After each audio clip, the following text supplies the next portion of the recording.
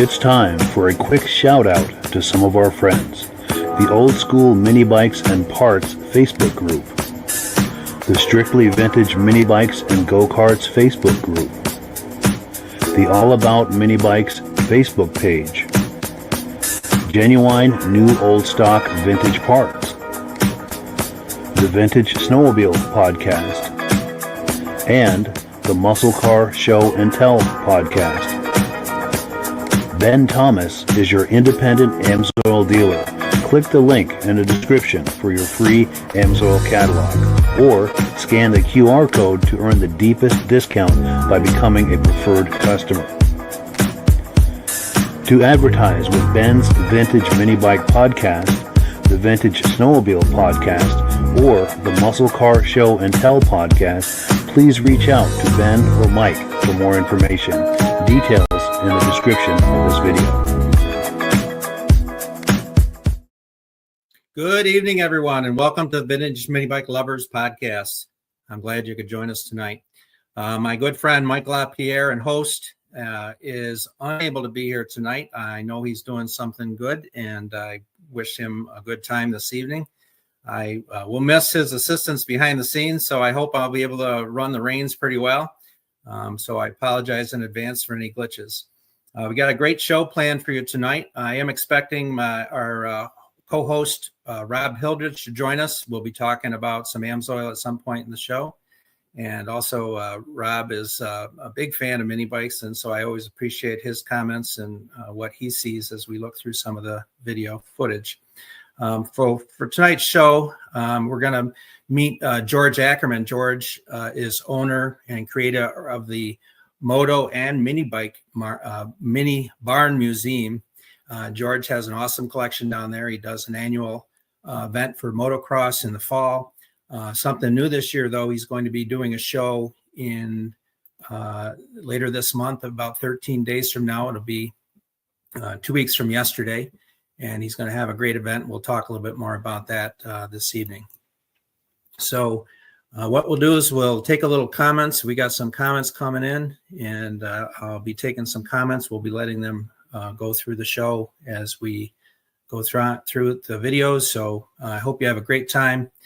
Be sure to comment. I love to hear people's thoughts as we go through some of this stuff. So without any further ado, I present George Ackerman.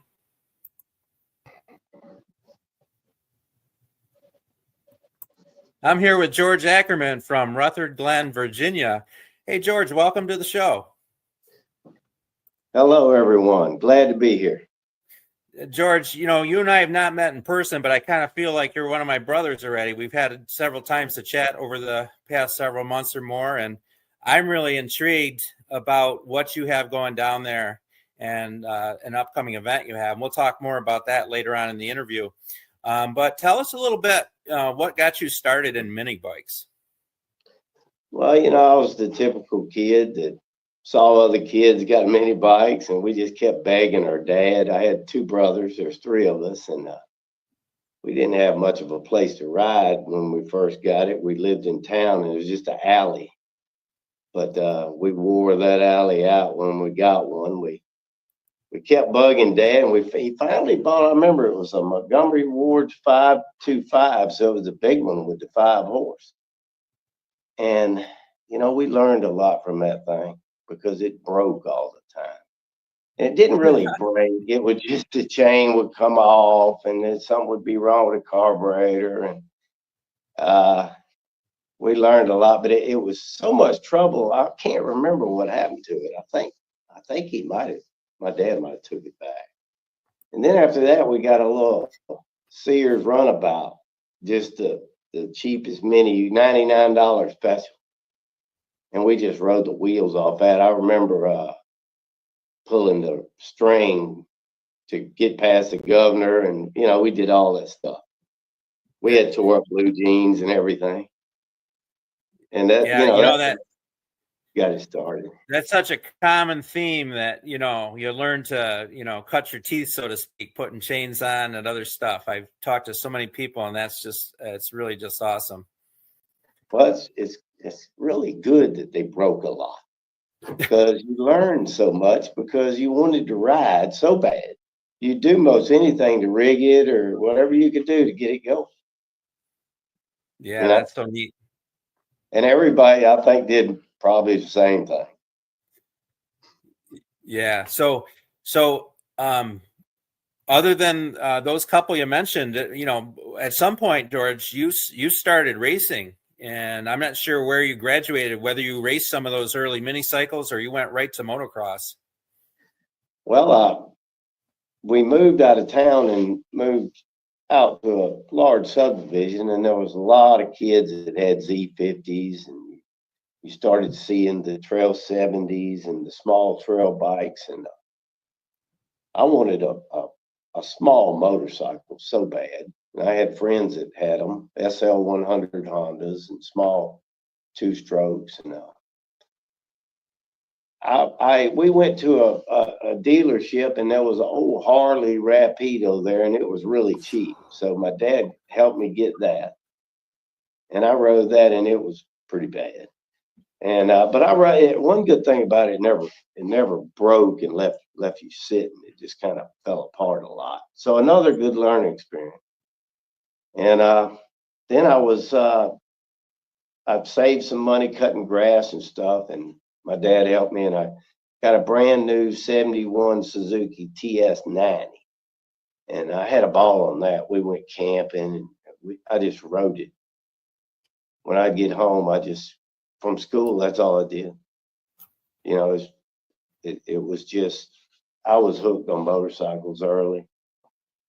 And it wasn't long, and motocross started coming around, and some of it was called scrambles back then, but I had a friend, and we decided to modify our bikes. He had a TS 250, and I had that TS 90, and we modified them. And me and my buddy, we went to the races.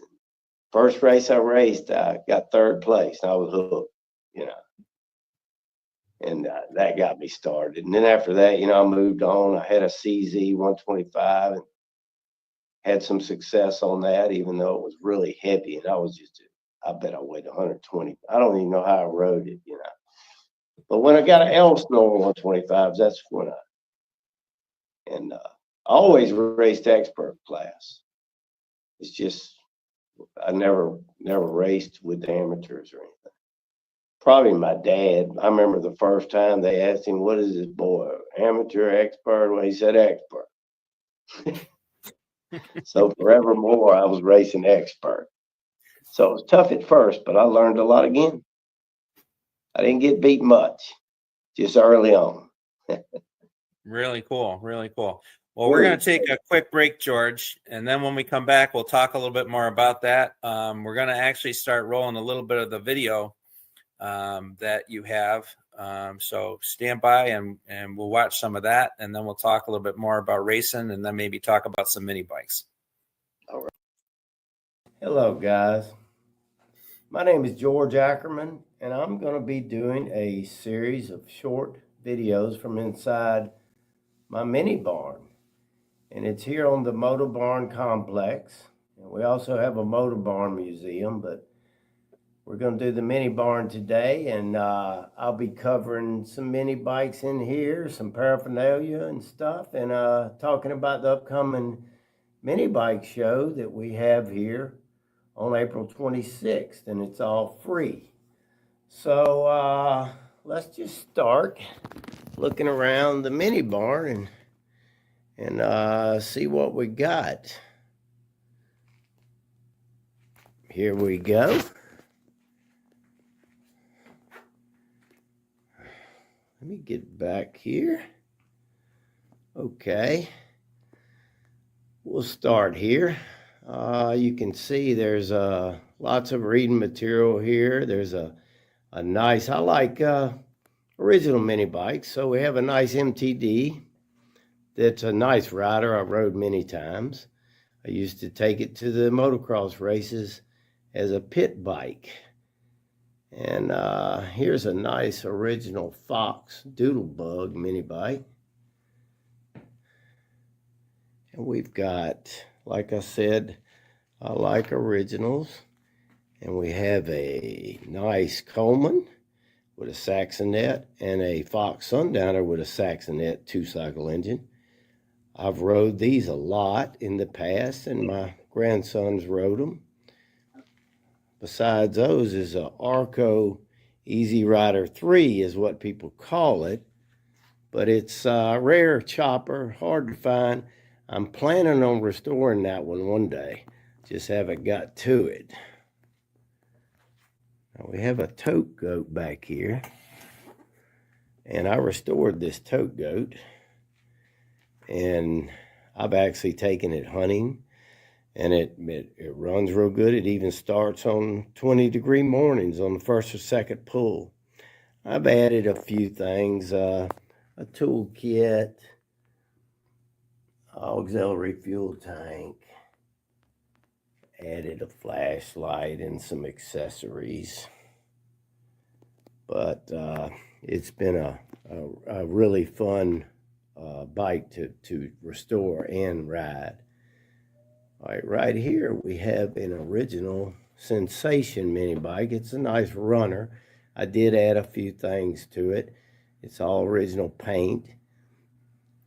And right above it is another Sensation mini bike.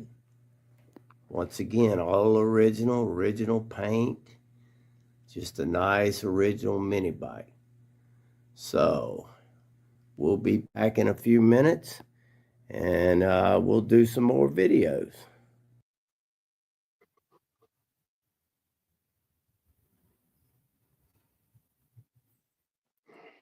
All right, we're back with George Ackerman. And George, I really want to thank you again for joining us tonight. We were starting to talk a little bit about your race career. And, I know that lasted a number of years. You told me before the show that you had a photographer actually following you around. And it was really, really neat experience. And in the Moto Barn, you've got a couple of bikes that you had raced at later years quite a bit. And in there, you told me about that special drawing in the back there. Tell us a little bit about that. That was a race at Dixieland Motocross, my home track.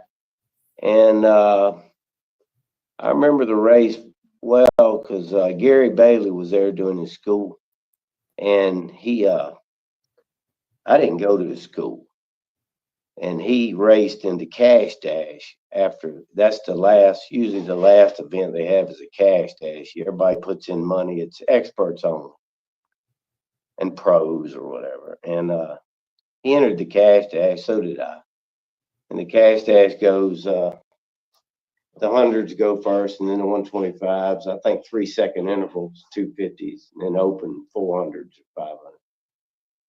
And the 125s are really, I think, had advantage because you can put the hundreds behind you and just put your head down and go.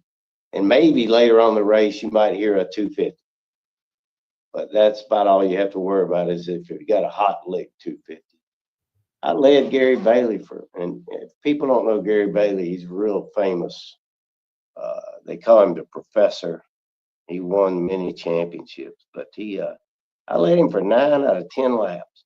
He passed me on the last lap, and he came to the pits and asked me why I didn't go to school when I was a typical smart aleck teenager, and I told him I didn't think I needed any school. And he said, maybe not. You're really fast. But he said, I could have taught you, if you'd have come to the school, I'd have taught you how to help me off on that last corner. I thought about that. And we've been friends ever since. I'm friends with him today. He remembers. And I got an opportunity to race against a lot of pros, and some of them remembered. I turned pro briefly, but I injured my thumb in the first race, and I tore all the ligaments out of it. And then I met a girl and got married. That was the end of my pro career. I think you told me at one point you started getting back into the ARMA Association and doing vintage races. Well, when I got older, I got interested in my 40s. I got interested again in motocross, and I built a practice track here, and I restored a couple of bikes and started racing ARMA. And I had a a 9-year Army career, and I did well. I mean, I had some physical problems. I found out what they were later on. It was my heart, but that's why I stopped. But I had a good time racing Army. I had a lot of good friends. I mean, just a wonderful time. I won my share of championships, and I I was think real happy with my career. these two bikes were two you said that you won quite a lot of races with. I did. The 74 Elsinore, the 26A, is the identical bike that I started my racing career when I was a kid, the serious racing career. 228 is just a bike I built, and it just turned out so good. It's just so fast. I can't really tell you why. I matched the ports, and I did a lot of things, and I built engines before. But this one was really special. It just revs to the moon. And anybody rides it are like, what did you do to that? But I just didn't do that much. You know, it just worked out. It's one of them engines. It's just a good one. Nice. So we're going to take another little break here, and we'll be back in a few minutes after we watch a little bit more video. You're watching the Vintage Mini Bike Podcast with Ben Thomas. Don't you dare touch that mouse. There's more Vintage Mini Bike Podcast to go. We'll be right back.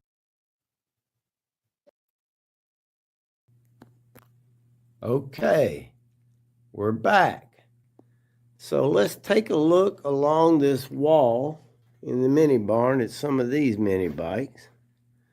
Let's start with this Rupp C500. This is an original paint. I added all kind of stuff, kind of made a little rat rod out of it.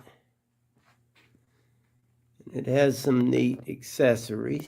It has a 6-volt battery in the Fleshman's yeast container in the back, and that powers the vintage Sears lamp lantern on the front. It works real good.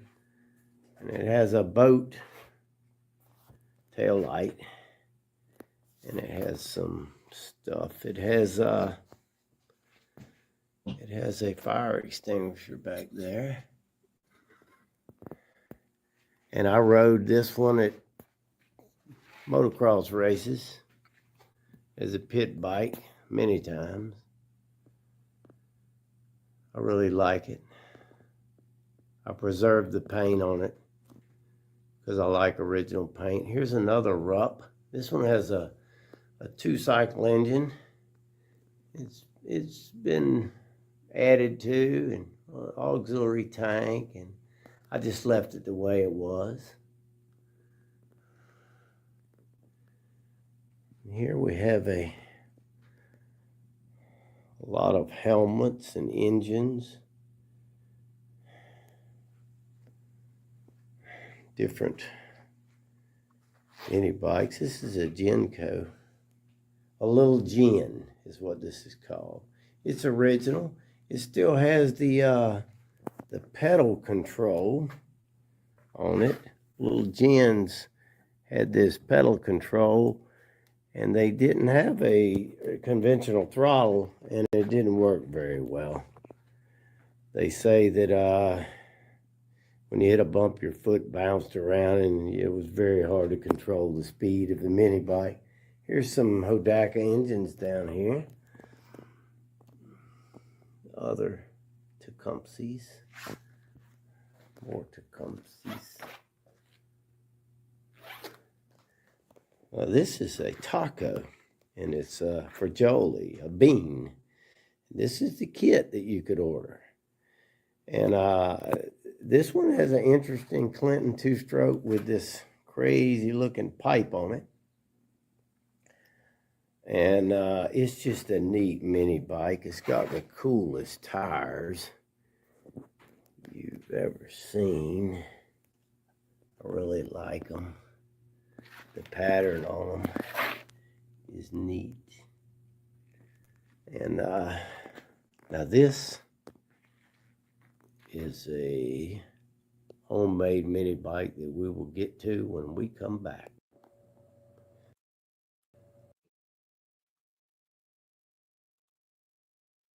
Okay, so we're going to take a little break for some video and check in on a few other things. I do really appreciate all the comments from everyone.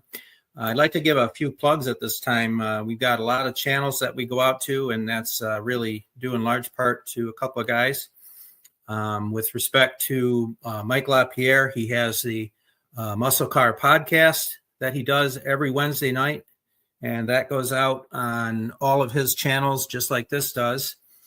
We also have the Vintage Vintage Snowmobile Lovers podcast, and I do really appreciate all the guys that are coming over from that time slot Thursday nights. And right now, the Muscle Car podcast is going live every Wednesday night, and Mike does that generally April through October when the Snowmobile Lovers podcast will kick back up. I also want to give a shout out to my friend Joe Abadi at the Vintage Motocross Q&A podcast. Joe does that every Wednesday night, 6 p.m. Pacific, 9 p.m. Eastern time. Joe has a great show, and I really appreciate the camaraderie and support he gives me in this venture as well. I'm going to give a shout out to my son Eric on the Benedim channel. He broadcasts all the podcasts on that one, courtesy of Mike's StreamYard podcast software that we use. And Eric has an awesome channel with all kinds of snowmobile content. If you dig really deep in there, you'll find some farmall content and some other stuff. And I think he's going to branch off into a few other things. But his primary focus is the snowmobile shows, the vintage snowmobile shows, and riding. And so he does a great job there, and I really appreciate that. I'd like to give a quick shout out to everyone who is using AMSOIL. As you know, I'm a dealer through Mike LaPierre, and Mike is a dealer under Rob Hilditch.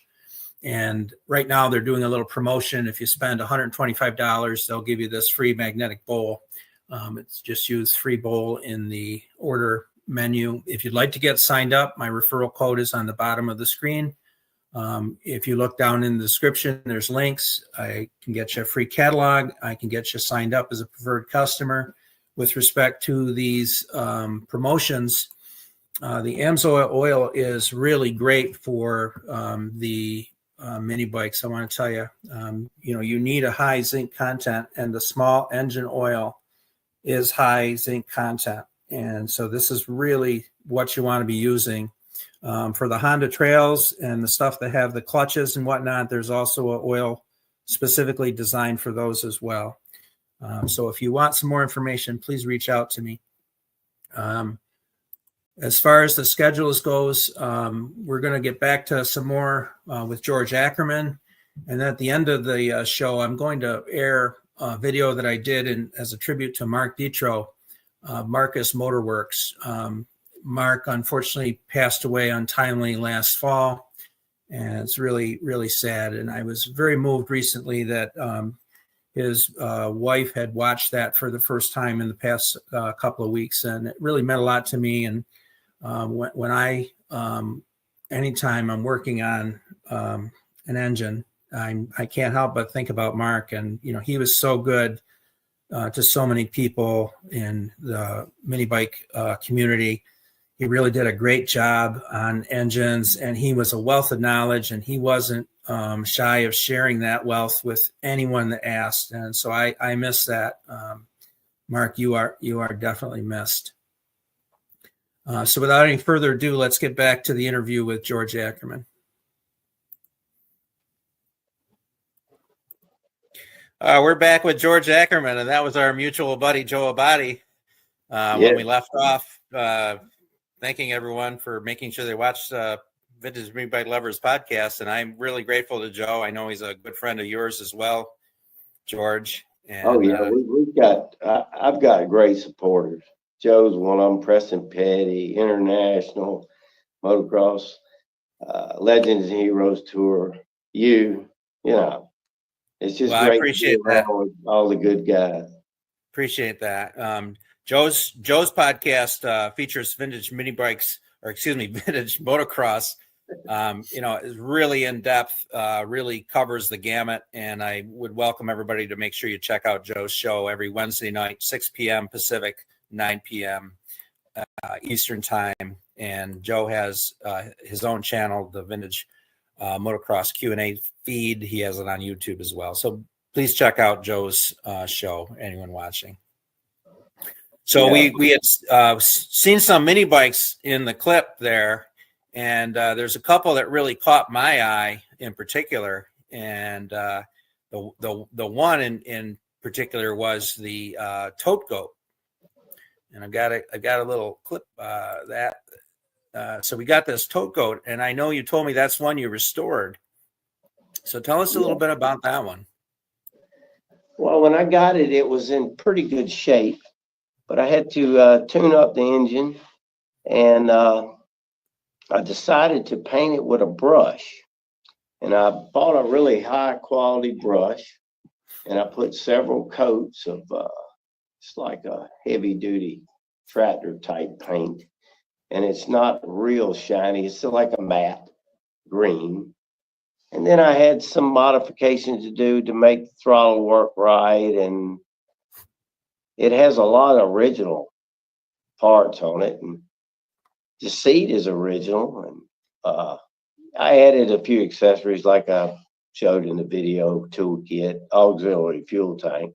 The reason I did that is the Briggs engine had one of the deep, large fuel tanks, and it had a hole in it. So I had another tank carb that would same thing, but the tank was smaller. So I didn't want to run out of fuel in the woods, so I made a manual auxiliary tank where if I thought I was getting low, I could look, and then go, okay, I'll put some in there. You just hope a valve runs in there. So nothing to break, You kind of you take the cap off, put the hose in there, open the valve, and run it in there till you want to cut it off. And you put it back. That's how it works. But it works every time. So, and I used it hunting. I took it deer hunting a couple of times. I didn't drag any deer out with it or anything. And I took it squirrel hunting. I just used it for a couple of years like that. My brother rode it around the place. It'll climb a tree, I can tell you that. And you can start it in really cold 20s, and it'll start up, and it almost sounds like a hit and miss engine. It's going bump, bump, bump, but you come back in 5 minutes and it's picked up the pace, and after a while you can take the choke off and you're fine. It's pretty amazing the way it starts up. But it was a fun project. It really was. Very nice. The other one that kind of caught my eye was that scooter in there that had was that a 2-stroke on there? Yeah, as far as I know, they made their own engines, and that's a 1949 model, which is the first year it came out. And like I explained some in the video, they messed up. It's a Posen twin 2-cycle. So it was, and this thing probably doesn't even weigh 50 pounds. So it's just way too much engine, for what it is. And the interesting thing is, it was owned by an elderly gentleman that passed away, and he was a pilot in the 50s and 60s, and he bought it. And once he unfolded it, he didn't fold it back up. He just put it in his plane and had a rope there that just tied it in there and where it stayed there. And because he was getting older, and it was a long walk across the concrete tarmac, and he got tired of doing it, so he bought that thing and used it for several years. His son told me, and it was always out of the weather. I'm sure it would start right up. And as you can see on the picture, it's got the neatest little twin exhaust, the little square things you see coming down. Yeah. That's your exhaust. That's your exhaust on your opposing twin. So it's just a really rare scooter because they quickly changed it. The first model was way too powerful and fast. He told me his father had to take it easy with it. And they went to a single cylinder, and I can't find a brochure or advertisement with this engine. They always have this single. So they changed it rather quickly, from what I found out. Yeah, it's definitely a really cool piece.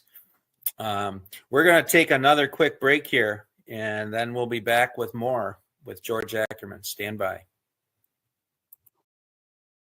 Okay. We're back to a homemade mini bike that is really cool, and somebody did a wonderful job.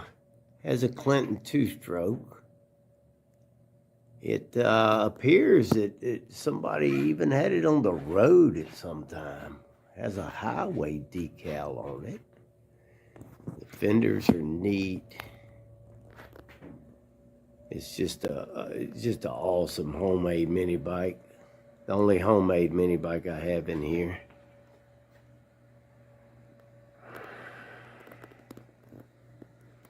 Now this right here is an Argyle scooter cub. And the thing about this scooter cub is it's different from most of them. It folds. This is a folding mini bike. And this mini bike was found, a friend of mine, father passed away, and it was in his airplane. And his father used it in the 50s and 60s to get across the tarmac. But he didn't fold it up. He just strapped it into the plane and rolled it out and rode it. And this Argyle is one of the early ones with the opposing twin two-stroke engine. And they quickly found out, look at the cool little exhaust. They quickly found out that it was way too powerful and too fast. So they changed it back to a single cylinder, as you can see in the Scooter Cub's picture here. So this is a extremely rare mini bike with this engine. It's just, and even the other singles are very hard to find. All right, let's go over here and take a look at this beautiful Bonanza chopper. This is a CR500. I did not restore this bike. I bought it restored. It is beautiful, and it is an excellent restoration.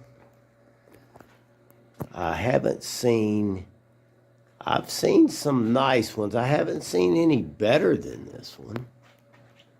And I like the color. I like the green. And it's really the prize of my collection. So we'll be back soon.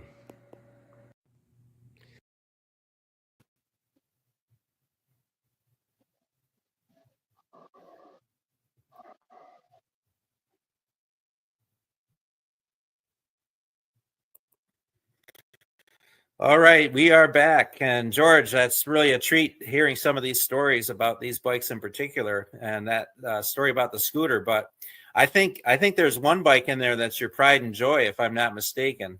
And you seem to be very fond of a certain Bonanza that's in there. Yes, I didn't restore this Bonanza, but it was for sale. This is years ago. And it was a good price, and I negotiated with the seller, and I had some other mini bikes that he liked, and I made a trade with cash, and the chopper's it was so well done. I mean, it doesn't have the original chrome air cleaner on it, but I have it, and I could put it on there. I just left what was on it. That's the only, now some people talk about the headlight position, but that's optional. You see them up high, you see them down low. I like them up high. So, but besides that, it's an excellent original type restoration. There's very few pieces on there that's not original. I'm not sure exactly the gentleman that did the restoration's name, but they did a really great job. I mean, the attention to detail, the paint, a lot of chrome on a CR500. Yeah, And it's beautiful. I've done, I've had Hodaka engines done. I don't do Hodaka engines myself. They're a little different than the ones I work on, but I've had them done, and it's not cheap to get an engine done like that and shipped to you. So it's just something I bought, but I'm really happy with what I got it for, because since I got it, the prices on them have just, you wouldn't believe. Yeah. Some, I've been offered some big offers for it, but I just don't want to sell it at this Anyone time. would be proud to have that in their collection. That is a very nice bike. And all this keeps me busy. I come over here often, wipe them down, keep the place clean, and same in the motor barn. And it doesn't take as much time as what you would think, and it's just something that keeps you going. And you enjoy it, when you look back, you can actually look back and say it looks good.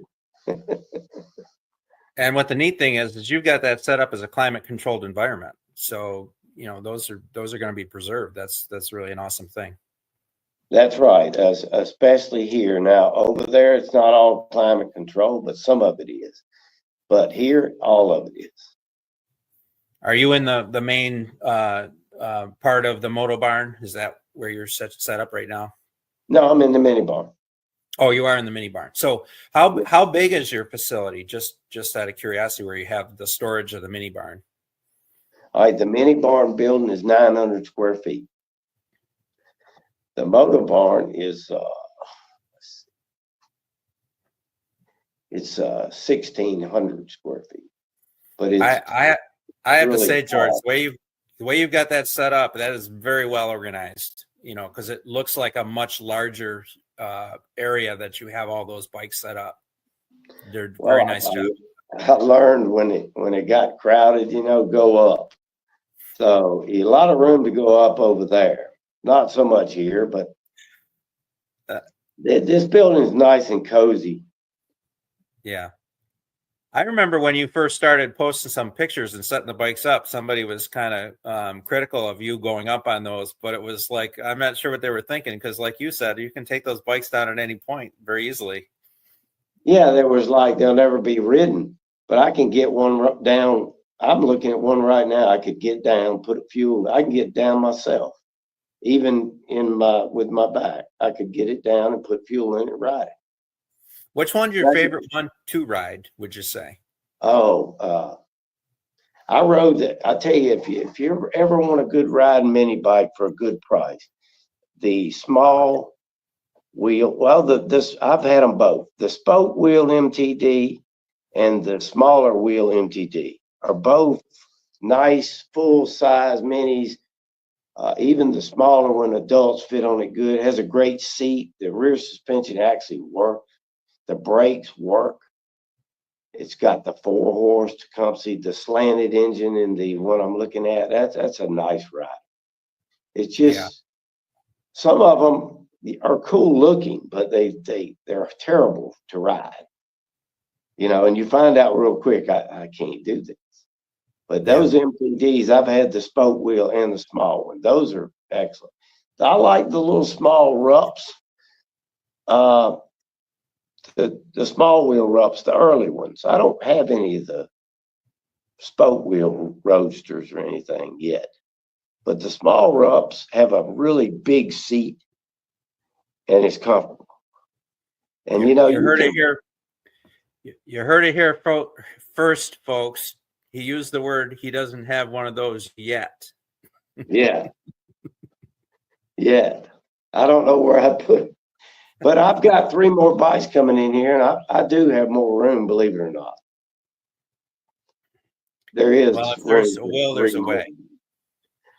Well, that lineup over there isn't particularly crowded, so I could crowd a couple more in there pretty easy. Yeah. Well, you got some open floor space, it looks like, too. So Well, I'm I've rooting got for a you, lot of George. open space. Yeah, I like to keep open space because when we have the show, I'll have these, they'll just be coming in and out on both sides. Right. There's big doors here and big doors there, and you got a deck out there. And you can see the whole grounds from out there and the show and everything. All right. And Well, that's where a lot of people announce and all. we're going to take one more break from the interview and watch the rest of that video, and then we'll be back on the other side. Stand by. Ian, who my brother Mark Ackerman restored. And it's just immaculate.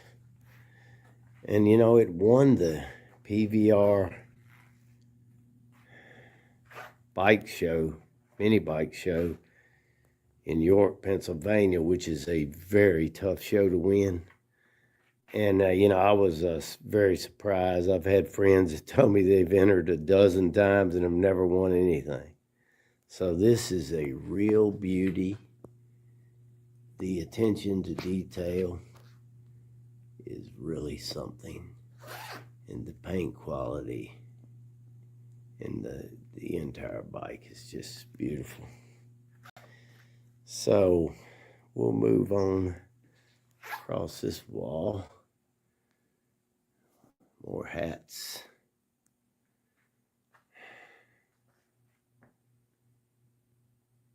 Mini bike seats, bar pads, sissy bar tanks.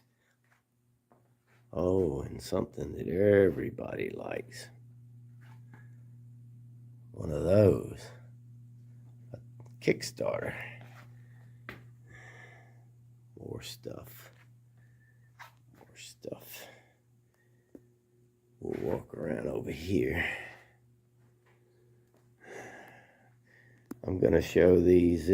These are the awards for the upcoming Moto Barn motocross bike show. And this is the first time that these awards have been seen in public. And I have 5 best in shows, none alike. And as you can see, they are so custom.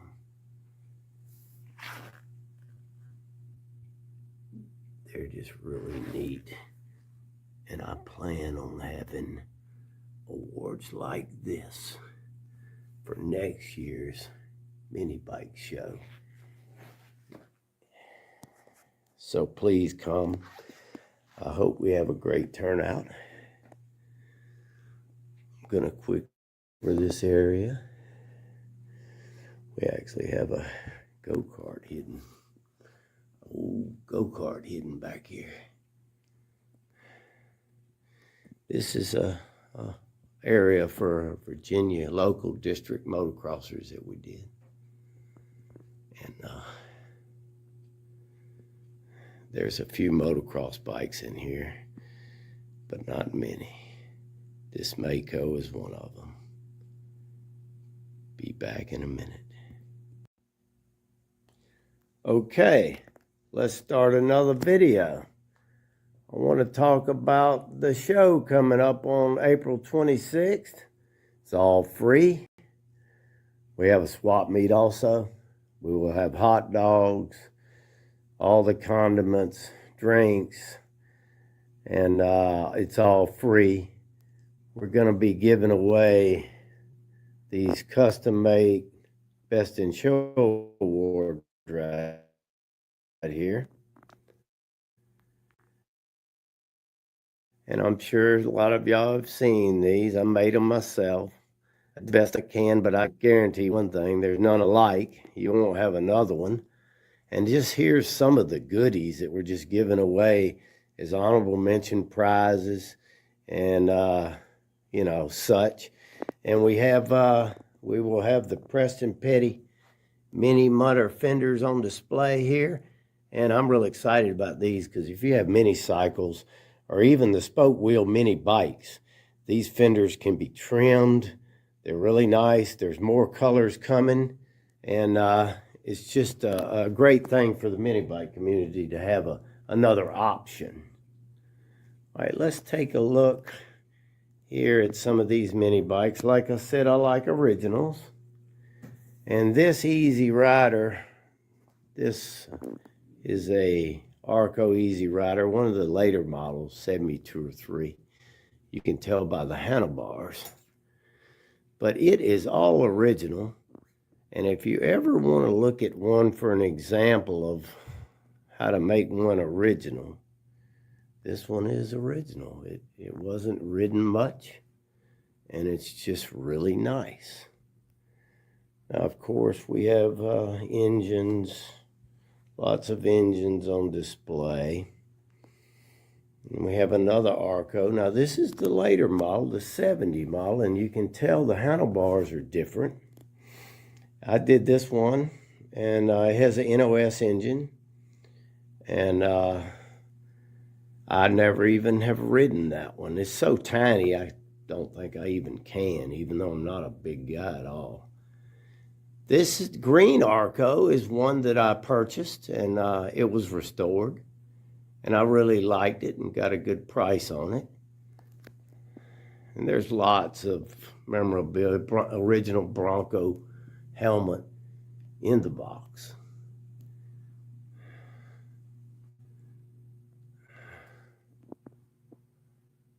A Sears L Tiger helmet, all original, NOS condition. Lots of gas tanks, hats. A lot of people talk about my hat collection. They really like it.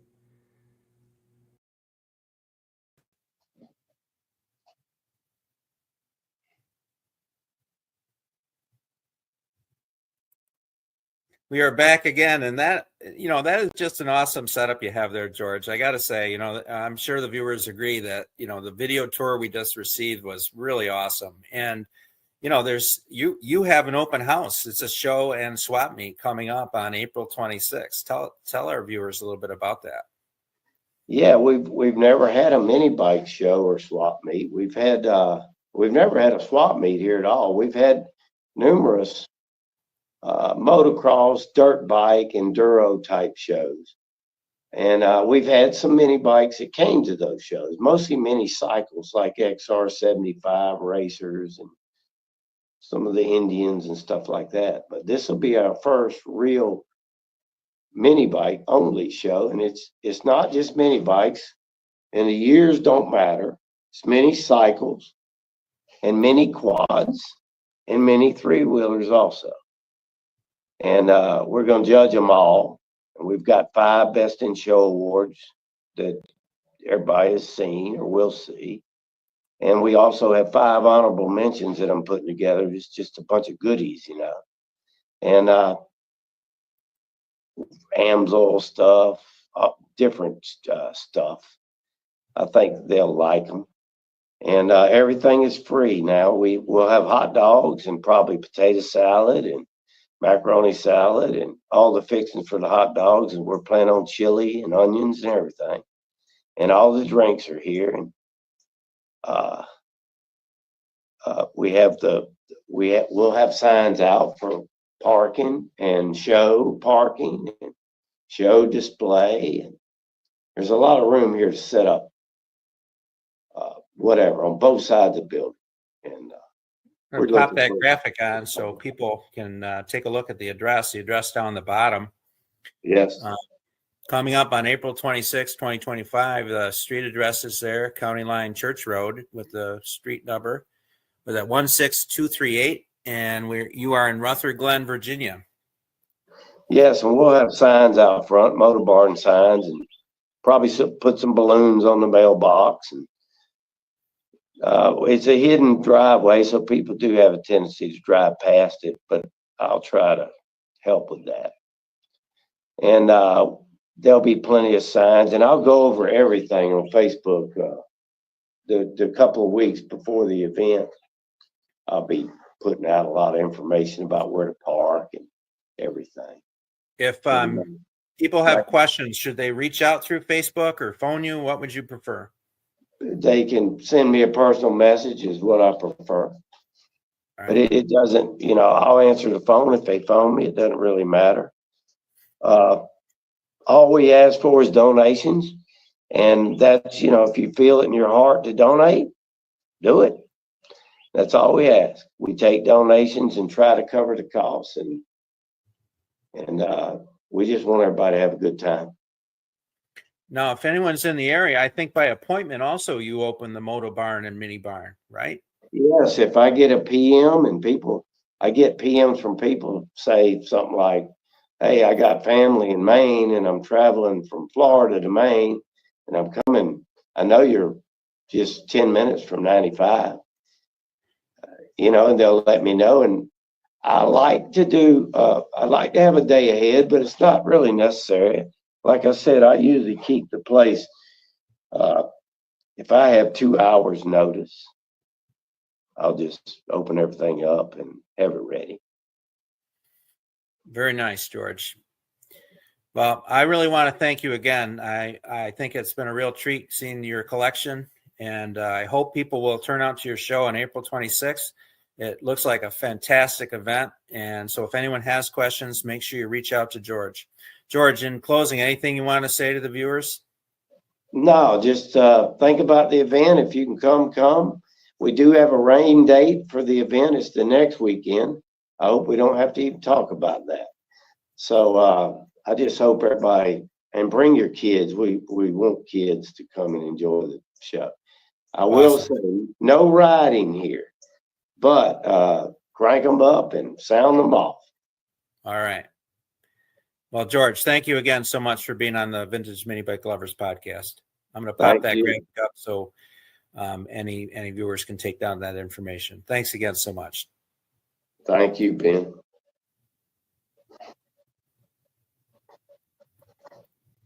So it was really nice to see George's facility, and I really want to thank George Ackerman again for taking time to sit down with me and talk about the mini barn and his upcoming show on April 26th.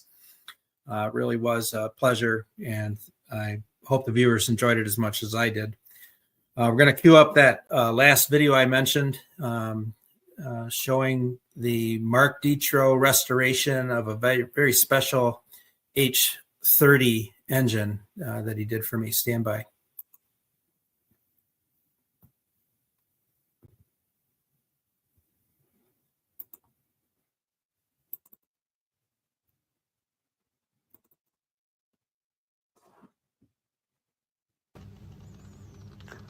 Okay, everybody. I'd like to tell you a little story about some vintage H30 Tecumseh engines. Some of you know my dad sold mini bikes back in the early 70s, and one of the luxuries was having a bunch of engines on hand. Recently, while gathering up some parts, I found that there were 5 different engines from his original inventory still left around, all date-coded the same. As I gathered up the engines, I realized that I had to absolutely have one of these rebuilt.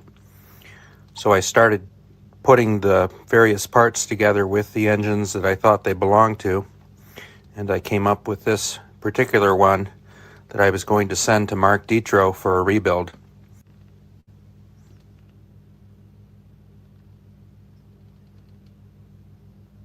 Mark wasted no time getting the engine all organized on his workbench. He spent painstaking hours, I'm sure, cleaning it up, checking the specs. He did a custom 4-angle valve job. You can see where the exhaust one was all pitted. He really was a master at these engines. Here's the assembled engine. Next, we'll see Mark firing the engine for the first time.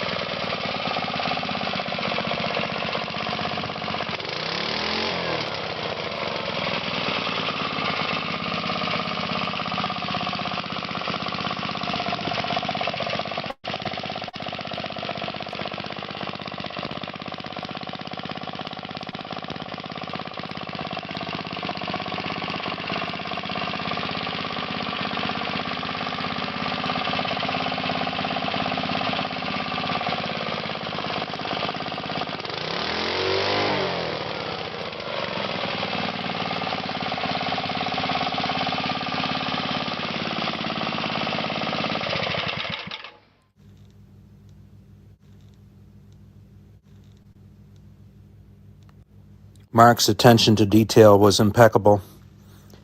The engine looks absolutely better than original, in my opinion.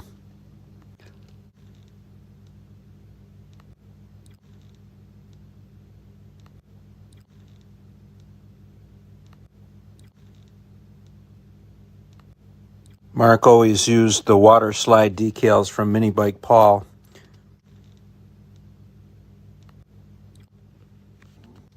Mark always posted about his builds, and when you looked at his workshop, you could have sworn it was an authorized service center for Tecumseh engines. Mark used bankers' boxes to build a shipping crate so the engine would be totally protected. Here you see the engine still sitting in that shipping crate he built.